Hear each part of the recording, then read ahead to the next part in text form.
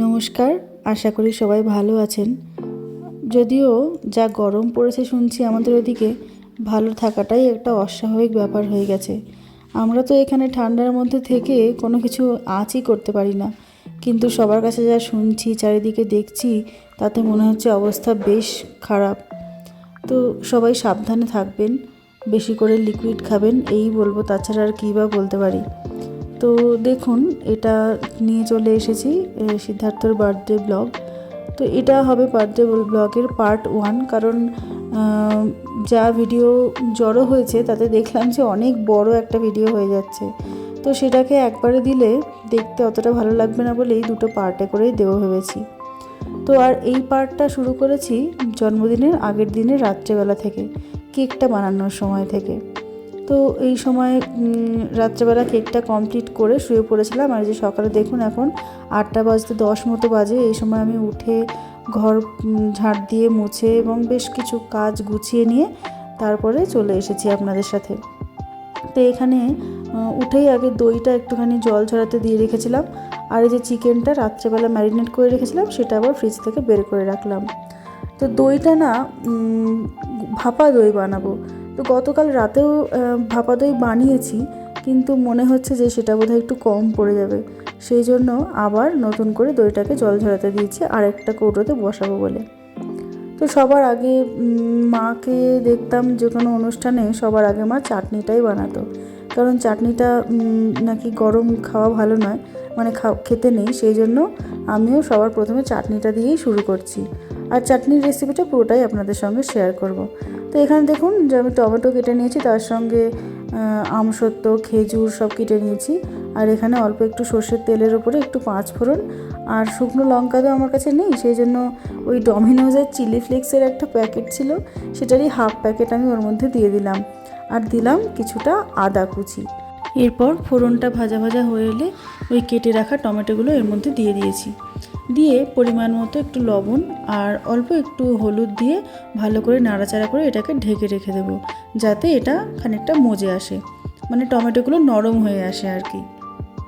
আর টমেটোগুলো নরম হয়ে আসার পরে আস্তে আস্তে ওর মধ্যে যে ড্রাই ফ্রুটগুলো কেটে রেখেছি সেগুলো দিয়ে দেবো। আর তার সঙ্গেই এদিকে দেখুন আরেকটা কড়াইতে বসিয়ে দিয়েছি একটু তেল, তার মধ্যে দিয়ে দিলাম কালো জিরে ফোড়ন এবং একটুখানি পেঁয়াজ কুচি। এর মধ্যে ডালটা ফোড়ন দেব। তো পেঁয়াজটা একটু ভাজা ভাজা করে নিয়ে ওদিকে ওই প্রেশার কুকারে ডালটা 2টো সিটি দিয়ে রেখেছি। প্লেন মসুরির ডাল করব। সিদ্ধার্থ মুগের ডালটা একটু খুব একটা পছন্দ করে না, সেই জন্য একদম পাতলা করে প্লেন মুগের ডালই করব।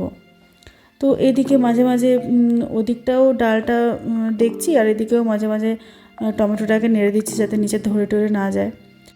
এই যে ফোড়নটা মোটামুটি ভাজা হয়ে গেছে, পেঁয়াজটাও একটু লালচে লালচে হয়ে এসেছে, তখন আমার প্রেশার কুকারে সিটি দেওয়া ডালটা দিয়ে দিলাম এর মধ্যে ফোড়নে। এবার এইদিকে যে টমেটোটা দেখুন প্রায় একদম গলেই এসছে টমেটোগুলো। এবার আস্তে আস্তে যেসব ড্রাই ফ্রুট দেবো এবং আমসত্ত্ব কুচিয়ে রেখেছি সেগুলো সব আস্তে আস্তে দেবো, দিয়ে নিয়ে পরিমাণ মতো চিনিও দিয়ে দেবো। তো যেহেতু এটা টমেটোর চাটনি, এটা একটু মিষ্টি মিষ্টি ভালো লাগে, কিন্তু আমি এতে একটুখানি আবার তেঁতুলের কয়েকটা কোয়া দিই। এটা শেখা আমার মাসির কাছ থেকে। তো আমি আগে দিতাম না, তারপরে মাসি বললো যে এটা একদম খুব বেশি মিষ্টি হয়ে যায়, এর মধ্যে কয়েক কুচি তেঁতুলের কোয়া ফেলে দিলে দেখবি টেস্টটা আরও বেশি সুন্দর হয়। খুব সামান্য একটা টক ভাব আসে, মানে টক ঠিক বোঝা যায় না, কিন্তু ওই মিষ্টিটা ব্যালেন্স হয়ে যায়, ভীষণ ভালো লাগে খেতে। এই দেখুন ড্রাই ফ্রুট দিয়ে নাড়াচাড়া করার পরে আমি এখানে তেঁতুলটাও কিন্তু দিয়ে দিয়েছি। তেঁতুলটা দেওয়ার সময় আর দেখাতে আমি একদম ভুলে গেছি।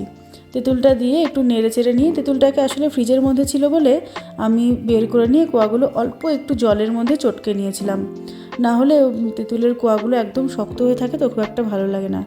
এবার পরিমাণ মতো চিনি দিয়ে দিচ্ছি। তো আমার এখানে প্রায় 1 কেজির কাছাকাছি টমেটো ছিল, তো আমি ওই 10 চামচ মতো চিনি দিয়েছি, তাতে একদম ঠিকঠাকই হয়েছিল মিষ্টিটা।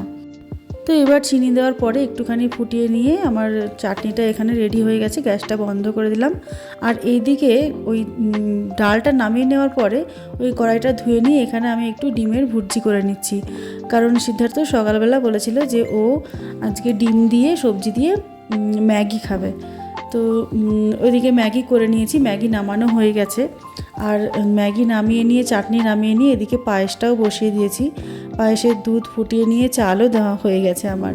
আর এই দেখুন ম্যাগি সিদ্ধার্থ খেয়ে চলে গেছে। আর আমি আর মেয়ে এবার খাবো। তো এবার মেয়েকে ঘুম থেকে তুলে ওকে ফ্রেশ ট্রেশ করিয়ে দিলাম মাঝখানে, সেই জন্য সেই সময় আর খানিকটা একটু ভিডিও বাদ রেখেছিলাম। তারপরে ওকে আমি দিয়ে দিচ্ছি ওর খাবার, ও ওদিকে খাবে আর আমি এদিকে খেয়ে নেব।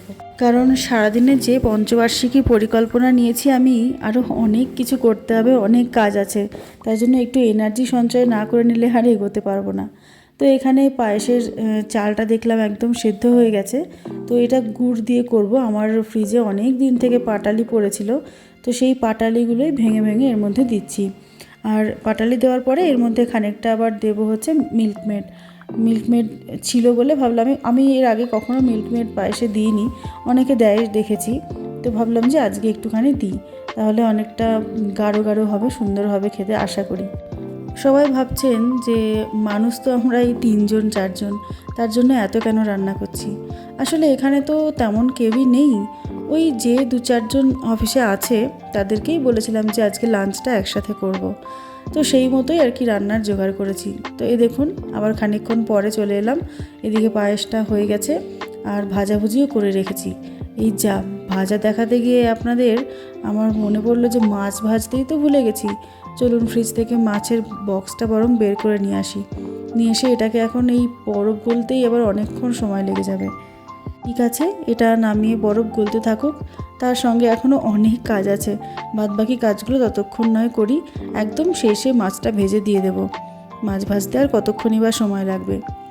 তো এখানে রান্না করতে করতে বাইরের দিকটা একটু দেখাই আপনাদের, দেখুন একদম ঝোড়ো হাওয়া বইছে। রান্নাঘরের এই জানলাটা আমি খুলেই রাখতে পারছি না, গ্যাসে এত জোরে এসে হাওয়া আসছে যে গ্যাস বন্ধ হওয়ার জোগাড়। তো এখানে চিকেনটা প্রায় হয়ে এসেছে, এই যে ফুটছে, একদম সেদ্ধ হয়ে গেছে মোটামুটি। আর ওইদিকে আমি ভাতও বসিয়ে দিয়েছি, হবে হচ্ছে বিরিয়ানি। তো এর মধ্যে সিদ্ধার্থ এসেই পার্সেলটা দিয়ে গেল, বললো একটা পার্সেল এসেছে অ্যামাজন থেকে। তো এর মধ্যে আমার মনে হচ্ছে যে ট্রাইপড আছে, একটা ট্রাইপড অর্ডার করেছিলাম। এই হাতে ধরে ধরে ভিডিও করতে বড্ড অসুবিধা হয়। মেয়ে আগে একটা কিনেছিলাম ট্রাইপড, কিন্তু মেয়ে সেটাকে ভেঙে ফেলেছে, ব্যবহারই করতে পারিনি। তো ওকে আজকে দেখুন এই কার্টুন দিয়ে বসিয়ে দিয়েছি, কারণ আমি ভীষণ ব্যস্ত, আমি আর ওর পেছনে সময় দিতে পারছি না। আর আমার দেখুন এই অবস্থা, সেই সকাল থেকে শুরু করেছি, কখন যে আমি নিজে একটু রেডি হতে পারবো, একটু সাজতে গুছতে পারবো ভগবান জানে। তো এখানে ভাতটা একদম টকবক করে ফুটে টুটে এদিক ওদিক দিয়ে পড়ে যাচ্ছে, তাই ইন্ডাকশানটাকে একটু কমিয়ে দিচ্ছি। যেহেতু আমি মোটামুটি ওই 13-14 জনের মতো ব্যবস্থা করেছিলাম, তো ভাতটা কিন্তু একবারে হয়নি, আমাকে প্রায় 3বারে করতে হয়েছে। আর আমি আয়োজন করেছিলাম সেদিনকে চিকেন বিরিয়ানি। আর এদিকে দেখুন কাজ করতে করতে কিন্তু একটা ফোনে আমার গান চলছে, এই গান না চললে না আমি একদম কাজের ঠিক ফ্লো পাই না। প্রত্যেক দিনই সকালবেলা উঠের থেকে আমার গান চলতে থাকে ঘরের মধ্যে। আর এই জানলা দিয়ে যে হাওয়া দেখাচ্ছিলাম গাছটা, তার ফুলটা একটু দেখুন কি দারুণ হয়েছে, পরে এক সময় দেখাবো আপনাদের সুন্দর করে। তো এবার দুপুরে লাঞ্চের টাইম হয়ে গেছিলো, তো আমি সবাইকে আসতে বলেছিলাম ঘরে। সবাইকে ঘরে দেওয়া সম্ভব হয়নি, কারণ ঘরে তো অত জায়গা ছিল না।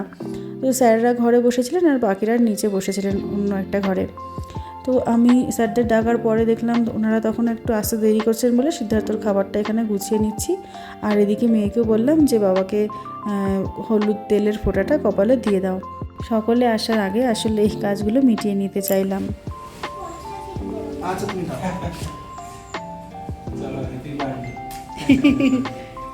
আরেকবার দাও, আরেকবার দাও। হ্যাপি বার্থডে কি বলবো? ওই যে দেখুন মেয়ে খাইয়ে দিল বাবাকে পায়েস। তো কি মেনুতে করেছিলাম সেটাই তো আপনাদের বলা হয়নি। তো সেদিন করেছিলাম সিদ্ধার্থর জন্য প্লেন ভাত করেছিলাম, আর তার সঙ্গে পাতলা মুসুরির ডাল এবং 5 রকম ভাজা, আর চিকেন বিরিয়ানি, চাটনি, পাঁপড়, পায়েস, মিষ্টি যেটা ঘরে বানিয়েছিলাম সেটা হচ্ছে গোলাপ জামুন, আর 1 রকম অর্ডার করেছিলাম, মানে কিনে এনেছিলাম আর কি। আর তার সঙ্গে বানিয়েছিলাম ভাপা দই আর একটু রায়তা বিরিয়ানির সঙ্গে খাওয়ার জন্য। তো খাওয়া দাওয়া এখানে হয়ে গেছে ওদের। আর আমি এখানে বানাচ্ছি একটু ভার্জিন মজিতো। স্যারেরা আসলে এখনই বেরিয়ে যাবেন, চলে যাবেন আর কি, সেই জন্য। তো এখানে সেই জন্যেই আমি একটু পুদিনা পাতা আর একটুখানি লেবুর ফালি আর কি ক্রাশ করে নিলাম, ওই মটর প্যাসেলের মধ্যে, আর দিয়ে দিচ্ছি একটু করে চিনির গুঁড়ো গ্লাসের মধ্যে। তো এটা সবাই খাবে না, শুধু 3 জনের জন্য মতো আপাতত বানাচ্ছি। এবার ওই যে পুদিনার পাতাটা ক্রাশ করে নিয়েছিলাম সেগুলো একটু দিয়ে দিচ্ছি, আর তার সঙ্গে একটু করে লেবুর রস। এবার কয়েকটা ফালি টুকরো লেবু ওর মধ্যে ঢেলে দিয়ে দেবো কোল্ড ড্রিঙ্কস হচ্ছে স্প্রাইট। ব্যাস হয়ে যাবে রেডি আমার ভার্জিন মজিতো। তো দেখুন, আমি কিন্তু এখনও পর্যন্ত স্নান খাওয়া দাওয়া কিছুই করে উঠতে পারিনি। আর পেছনে ওই সিঙ্কটার দিকে না তাকালেই ভালো হয়, পুরো বাসনপত্র একদম উপচে পড়ে যাচ্ছে। কখন যে ওসব মেজে ধুয়ে পরিষ্কার করবো সে আমি জানি আর ভগবান জানে। আসলে একা একা কোনো অনুষ্ঠান পালন করতেও ঠিক ভালো লাগে না, আবার সবাইকে নিয়ে করলে যেমন আনন্দটা হয়, তেমন আমার একার পক্ষে ভীষণ চাপ হয়ে যায়। এই দেখুন, স্প্রাইট দিতে গিয়ে উল্টে পড়ে যাচ্ছিলো বলে মনে হলো আমি অঙ্গি করে ওকে থামিয়ে দিতে পারবো। তো যেটা বলছিলাম আর কি, একার পক্ষে চাপটা একটু বেশিই হয়ে যায়। কিন্তু আবার এই স্পেশাল অকেশনগুলো শুধু নিজেরা কাটাতেও আমার খুব একটা ভালো লাগে না। মনে হয় সবার সঙ্গে আনন্দটা ভাগ করে নিলে তবেই না আসল আনন্দটা পাওয়া যায়। তো এইসব কাজ মিটিয়ে দেখুন আমি এবার খেতে বসেছি, আর এখন বাজে বিকেল 4:30। কে দেখো সারাদিনের খাবার জোগাড় করে সবাইকে খাইয়ে দাইয়ে অ্যাপ্রন না খুলে এখন উনি খেতে বসেছে। স্নান না করে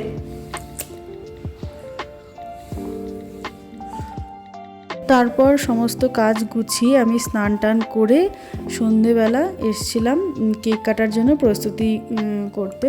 তো এরপরেও এখনও অনেক কিছু পর্ব বাকি আছে, সেই জন্য আজকের ব্লগটা এখানেই শেষ করব। ডে 2 মানে পার্ট 2তে পরবর্তীটা নিয়ে আসবো। সবার সাথে থাকবেন, দেখতে থাকবেন। নমস্কার।